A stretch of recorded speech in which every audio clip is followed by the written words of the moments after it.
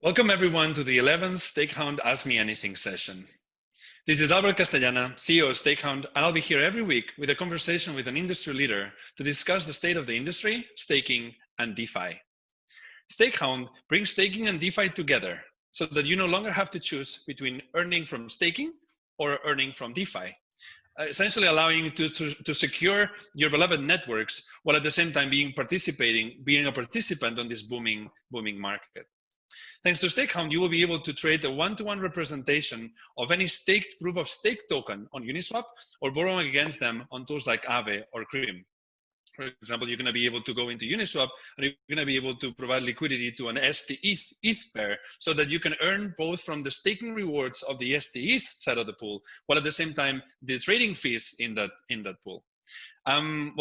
Today with us, we have Nimrod Lehavi, who's the co-founder and CEO of Simplex.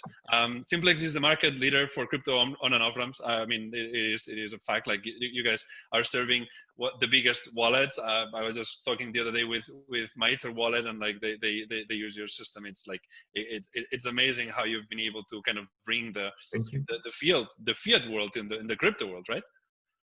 Yeah, thank you. We've been, working on it for about 7 years now. We're working with something like 200 partners, pretty much everyone in the industry. We started from on-ramps with credit cards, Visa and MasterCard. With just a few days ago, we've officially launched the banking option. So any one of our partners can enable their users to on-ramp and now off-ramp as well with bank transfers with super attractive fees. We're going to add very soon China Union Pay, JCB, some more localized payment methods for specific regions which are not very strong with credit cards. We've recently became a principal member of the Visa network, so we're able to enable our partners to issue debit cards to their users as well. And in general, I think that the mission statement is to make it possible for everyone everywhere to buy any digital asset they want. Impressive. I mean, seriously, very, very much impressive. So, I mean, you've been like building businesses. You're a hacker. You're a maker, geek. So, like, what can you tell us a bit about yourself? Like, where did you come from? Yeah, where did you start? So I'm Israeli. I started my professional way. Actually, I started learning mechanical engineering, but I didn't like it a bit. The one course I liked there was programming C. So I quit that. I started working. It was a good year just to be, to learn software by yourself. It was 1997, just before the dot-com boom. Anyone who could understand how to write some code was doing well. I started at a software company for almost 15 years. And in 2011, I bumped into the Bitcoin white paper and was really, really excited. I was always, like, my software company did a lot of integrations with payments, and so I knew quite a lot about that. And generally, I would say financial systems were always interesting to me. And the Bitcoin white paper, all of a sudden introducing a completely alternative financial system, not a trickle-up economy, something more transparent that makes more sense, was very, very attractive to get into. So I really wanted to do something in Bitcoin. I had like a dozen ideas and started working on what later became Simplex, basically. So we're the company who never pivoted as well. That's very impressive, because for startups to not have to be pivoting, it's very important, right? So when did Simplex start? So I started working on it in 2013, I'd say, and snatched my two co-founders from PayPal, and we started the company officially in 2014. Amazing. I mean, I remember the market back then. It was like people. I mean, me personally, I don't think I fully understood what it would become at all, like by far, but by orders of magnitude, right? And it's so early still. Yes. It was pretty much like a game, like I have a friend that he was saying, like, by this layer one, every single layer one has its own like superpower, right? So you essentially, like, on this game, this RPG where you're getting these different superpowers, anonymity, and you got like freedom, and it's very, very interesting. but yeah, starting a company like in 2014 and like bringing it to this day and age, and like, you know, without having pivoted, it's for sure a very big achievement for sure. Can you tell us a bit about Simplex? Like how does it work? So again, the core product of fraudless payment processing, the underlying issue with credit card processing is the fact that, let's say I bought crypto from your exchange with my credit card, and then I tell the credit card company, hey, it wasn't me. Basically, they pay me back, and then I have both the crypto and the fiat, and you're lost. Right. Yeah. So, and that was the issue at the time. Credit card processing for crypto was kind of like the holy grail. Everybody was seeking it. It was considered kind of impossible. For me personally, it took me like a year to actually buy some Bitcoin. It was just pretty much impossible, except, you know, wiring money to someone who don't know, which is, you know, I wasn't born yesterday. I'm not going to do. So we're just collecting. My two co-founders from PayPal worked quite a lot, something like 6 years in this industry, so they knew it very well. However, it is a much more difficult task in the crypto ecosystem. Having said that, you know, we have 7+ years of expertise in that. We're collecting a lot of data around every transaction. We're processing it in a proprietary system, all in real time. We're able to achieve a very high conversion. We're able to change the flow of the user according to the information we collect in order to, again, achieve a situation when most people are able to complete a transaction and get into crypto. Now that we've added additional payment methods and additional jurisdictions, it's becoming more of a, I think, an advantage of understanding the market, understanding the users, understanding the exchanges and the wallets and what they want and what they need, and also understanding the regulators, understanding what will go smoothly with the regulators and what can't. Absolutely. So, I mean, just talking about regulation, like you were mentioning before, like I was asking you, like, what do you think will happen with Libra? Like, do you have any thoughts on that front? I'm sure there's going to be a question that many will have. I think I always thought. I mean, it's a very interesting project. I don't think that anybody's arguing that. I'm pretty sure that it's going to work out at some point. I think that the event horizon is still could be years from now, because they have they have the users, they have the funding, they have the technological capacity. I do think that one of the most interesting things right now is the fact that yesterday the US, I don't know exactly who in the US, but they decided they need to dismantle Facebook and separate WhatsApp and Instagram. And I think that takes a lot of the potential out of Libra, or whatever it's called right now. If it was supposed to be a cross-platform payment method, it's no longer going to be a cross-platform. And if it is going to be cross-platform, it's not going to be only Facebook limited, because WhatsApp and Instagram is going to be a different, different companies now. Right. And since Facebook is, 30-something average age, whereas Instagram is much younger, I would say that the cryptocurrency system would work better with the young people rather than the older people. So again, I think it's a very tough decision and a very tough discussion that they have to have and take. And big organizations take long to do such things. It's not like a startup that they can divert, within a month or two. So absolutely. Yeah. It's crazy how things have changed around like regulations as well, right? Like at the beginning, we were all coming with the flag of, the anarcho-capitalist flag, let's make sure that, regulations are bad, so on. But like really, like it's changing so quickly. Like, anti-money laundering directives, like all these different things are popping up everywhere and changing. Every company is like behaviors pretty much, and the way that the business models as well. And it is actually very, very important for us in this case for StakeHound.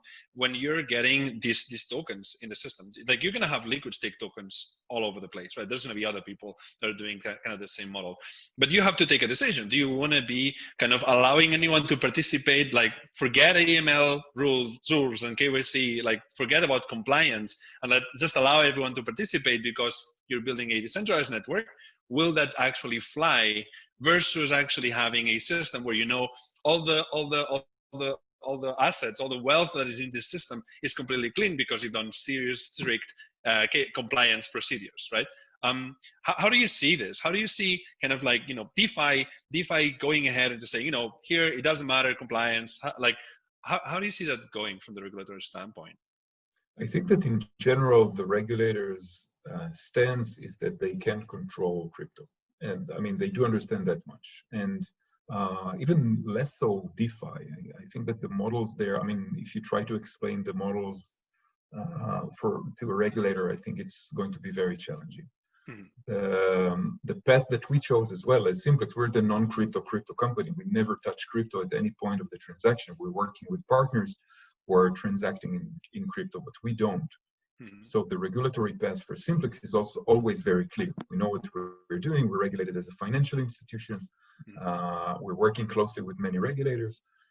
And I think that as long as the on-ramp and the off-ramp are still clean, meaning that you're able to on-ramp people cleanly through us, for example, we run KYC almost on every transaction. We verify the identity of people, so we know that everybody who went through us is, let's say, clean. And as long as off-ramps are clean as well, then, whatever is happening inside matters less, because I think that the regulators will take, they're always behind, right? I mean, most regulators haven't even reached a conclusion if Bitcoin is a currency, an asset, whatever. So they're way, way behind and of such out of the ordinary structures. Anything. I mean, it's, versus StakeETH.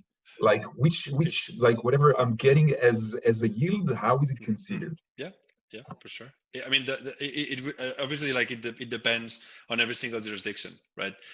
There's multiple layers here as well. Like I'm saying, like if you're providing liquidity to this specific pool, for example, right? Well, then you're earning twice, because you're earning both from the staking rewards as well as the trading that's happening on the platform, right? And just on the liquidity providing side of things, that is not clear how that should be treated, because you're getting all these trades at a different price every single trade, right? But you don't have, I mean, you can see all the information, it's on chain, but you don't control really anything. Yes. Are you do you have to do like crypto to crypto tax, like accounting in this case? Like every single transaction that happens through the pool, it's absolutely impossible to do that, right? So there will have to be a lot of advancements on like what this actually means. Normally staking is considered just like, it's income in this case. So you're just getting this new income, and but again, is it income? Is it capital gains? Or is it income as taxable income? Or is it basically like mining, which is taxed differently? And if it's not my business, like at least in Israel, if you're mining, it's taxed as an income. If it's not your business, then it's not, as far as I recall, at least. Right. But also, like, how do you tax deduct a rug pull? Difficult, for sure. No, that's the thing, right? Like, well, it really depends a lot on where you're living, of course, right? And I think that's what we're gonna see as well. Like people are becoming much more free to be whatever they want now, right? So we'll see how all these like different borders that we've set up will continue to exist, or like how they will be shaped in the future. And then right now it's just like everything just opens up new opportunities and new challenges, right? So the opportunity of participating in an automated market maker essentially means that now you're becoming the exchange, you're getting those fees. It is very, very lucrative. Like you can get, if you look into the top 20 pools in Uniswap right now, they're getting an APY of 17.5%, right? So if you go ahead and you provide liquidity to the STETH pair, then you would have no impermanent loss, and you would be getting on top of this 17.5% plus the rewards of the staking the ETH, right? So it's new opportunities, new challenges as well, right? So very excited about this. And I'm definitely going to do that, because the one thing I didn't like in the impermanent losses on staking when the market is so volatile. I mean, you just had you stayed in while the market was jumping 30%, you basically lost a lot, like potential revenue. So if I'm staying with ETH versus StakeETH, it's it's perfect. It's eating the cake, living it whole, selling it, renting it. Absolutely. nine No, yards. I really appreciate this. I really appreciate this. I mean, it is a problem. Impermanent loss in this case, like it's hitting you when it goes up, it's hitting you when it goes down as well, right? If one of the tokens has a problem, then you have problems as well. Like the whole thing, it's very problematic. I really hope that we can see models that kind of, like kind of solve this issue in the future. But we're just taking it one step at a time. We're just trying to make it so that, yield farming is essentially sustainable, right? Yep. Making it, where it's coming from, where these rewards, yes, it's not going to be like 20,000x, right? Here you're going to have, Too bad. 20%, which is still quite ridiculous, right? But yeah, we're just taking it one step at a time and just trying to see how this new type of token essentially will be used in the DeFi space, which is this new space as well, right? So cool. So jumping back into like to Simplex again, like what are the longer term goals? I think at the end we want to enable everyone in the industry to be open to fiat. I want every exchange, every wallet, everyone to feel easy in opening a new exchange or a new wallet. Leveling the playing field. Now, once we've launched the banking solution, basically you can open an exchange very easily. You can accept user fiat in credit card or in banking. We are, through partnerships, we are able to provide the liquidity for the user's purchases as well. So you can, the barrier to entry of opening something like that have been reduced massively. And, the more players there are, the more people are joining the ecosystem. Right now, I think everybody in the ecosystem, the biggest thing that we can all do is make it bigger. That's why, someone asked me, like, do we feel threatened by the fact that PayPal has kind of joined the ecosystem? Mm-hmm. Said that not at all. First of all, I think that the users who are buying in PayPal are very different from the users who are buying through our partner network. Mm-hmm. I think that, first of all, it's not really Bitcoin, it's kind of, Bitcoin, because you don't get your private keys, yes, not your keys, not your coins. They do have something which is a bit more interesting, where you can pay the PayPal merchants with the Bitcoin from within the system. So it's slightly better than buying it on Robinhood or something, but not by a lot. And the users who are buying through the exchanges and wallet in our network are the ones who didn't want to buy at Coinbase as well. So, it's on the American side, we're serving globally. So I'd say 30 to 50% of the traffic is from the US. Mm-hmm. So I think it's just, it's growing the ecosystem as a whole, which is amazing for us. If the ecosystem grows 10x, we grow 10x as well. So I think that what we're aiming to do is make it just much, much easier for everyone who wants to be an exchange or a wallet, or, just a service in the ecosystem, and wants also to onboard users into it, even, if it's a new currency. Like a new cryptocurrency or a new product, and you want to sell the tokens, you're able to do that through us as well. So I think this is something that is, just making everything accessible, basically. Makes sense. So what is required on the other side? So for example, you're going to have STETH. STETH, for example, is going to be for sure like somewhere in Uniswap, I'm assuming, right? So how are you going to be, like, how would the integration look like, I guess? So right now you're able to buy ETH very easily with a credit card or with a wire transfer. You're able to sell ETH directly to your account, converted immediately to fiat with very good fees as well, something like 0.5%. Wow. So you're able to on-ramp and off-ramp easily. I mean, we don't really need to make crypto transaction better. They are already better than banking. Mm-hmm. Now that we're providing easy on-ramp and easy off-ramp, I think, it's just a matter of how many users can a project bring, because the rails are already there. I see. So, like, what do you think about DeFi? Like, do you see Simplex integrating DeFi in any way? DeFi is kind of big. There are so many things included in it. It's hard to say exactly which one. I think first of all, I would separate lending from most of the rest of DeFi, because I think lending is a slightly different ecosystem. I think like 2021 is going to be the year of lending, because currently there's a great a great gap of knowledge between the guys who know crypto and the guys who don't. Like in the bank right now, you'll get zero, like the top you'll get is 0% APR. In Europe, you'll get like -1.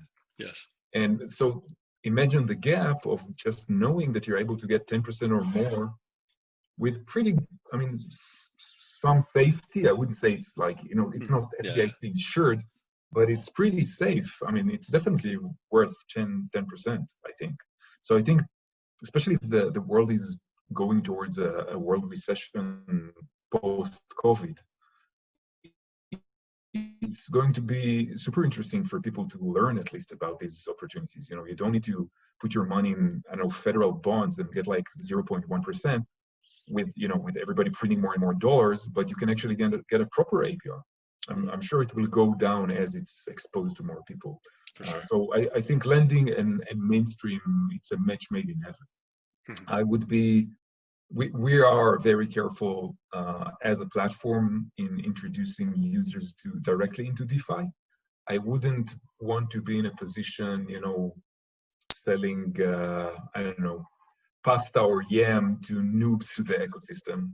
That would be, it would be like not stealing a candy from a baby. It would be like taking the candy and smacking the baby with the candy. It's just like, we didn't want to get into that. So we stayed away from, like, as a company, we stayed away from it. I think, you know, generally speaking, I would enable users, again, I think just even enabling users to buy ETH easily on some of the platforms is enough. You know, afterwards, if they understood how to buy ETH, later trade it somewhere on, you know, to whatever asset they want to buy and join whatever project they want to join. And I helped quite a few friends who are, you know, calling me to understand what's what. Yesterday I had like a long experience with a friend who's very technical and very educated, just doesn't know anything about crypto or hardly anything. It took me like half an hour just to explain to him what's what and how to buy these tokens. So I think the fact that most projects are rather complex, it's a good enough protection on the consumer. Yeah, something like that. Okay. No.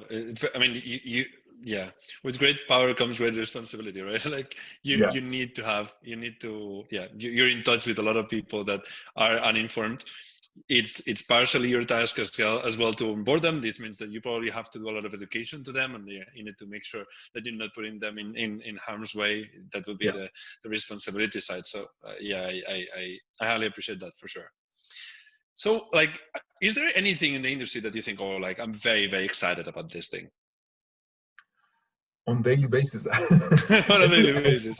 I see so many exciting things all the time. It's I love it. I love that it's, you know, it's like we're a startup in fintech, in crypto, and so DeFi is here. It's like I love it. I am constantly checking new projects, trying to understand new models. I have some thoughts with regards to like how do we push it forward without copying all the bad sides of traditional finance. I think transparency to a certain extent is great. I think that the fact that some contracts are getting hacked early on is, you know, it's a shame and it's bad, blah blah blah blah blah. But it's better done like that than, you know, that something's getting hacked for $20 million rather than $2 billion. So the fact that it's there is great. I think that, again, I think it's, you know, it doesn't have regulation to constrain innovation. So I think it's amazing. Yeah, I mean, we've seen through the last 2 months how things are extremely resilient, right? Like how even really, really complex models. I mean, for example, the problem that the DAO had in March, right?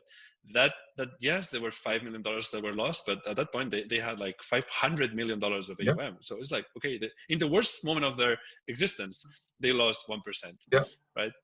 Which is very, very surprising. Like I said, like the scale that we're getting here over time, it's ridiculous. And knowing that even so quickly we already have this level of resiliency, it's very impressive, right?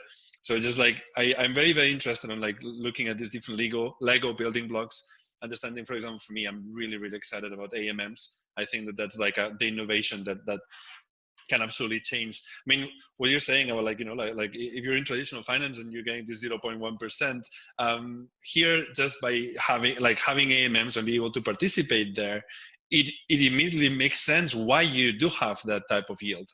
Because you're enabling something that before someone else, there was another party that was in the middle, right? So this is really, it makes a lot of sense in terms of decentralization, disintermediation, right? Yeah, absolutely. And that's like, yeah.